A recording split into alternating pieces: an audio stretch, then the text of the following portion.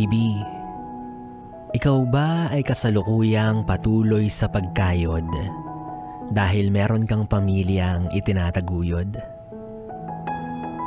Alam mo, bilib ako sa'yo. Kasi kahit nahihirapan ka na, nagpapatuloy ka. Iba rin talaga kapag inspirasyon ng pamilya. Kahit anong hirap, kinakaya. Hiling ko lang, sana huwag kang magsawa. Kasi kailangan ka pa nila. Alam ko madalas napapagod ka. Lalo na kapag dumarating yung mga pagkakataon na halos paubos ka na at hindi mo alam kung saan makakakubra ng kahit man lang onting pangsobra.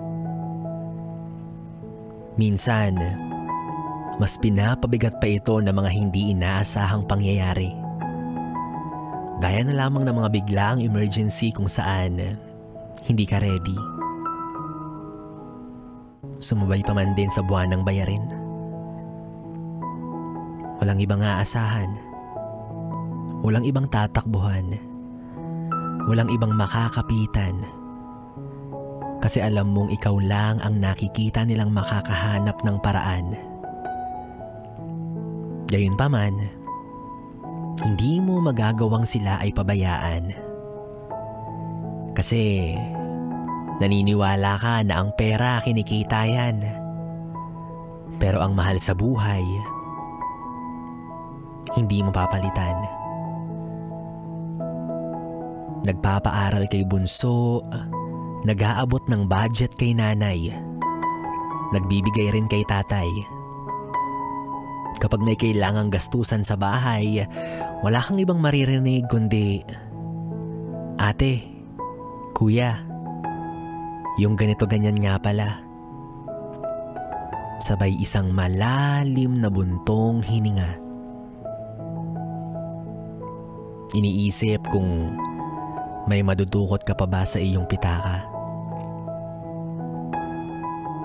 Bibi, hindi man ako sigurado pero ito ang maipapangako ko sa'yo. Ikaw ang ginawang breadwinner ng pamilya. Kasi alam ng nasa itaas na mapagbigay ka. Kaya yung mga kagaya mo, balang araw, masusuklian rin ng sawang biyaya. Kasi kahit napapagod at nahihirapan ka na, hindi ka kailanman naging pabaya.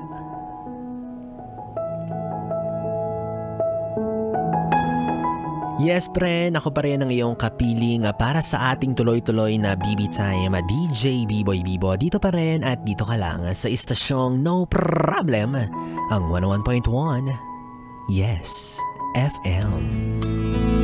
101.1 Yes FM.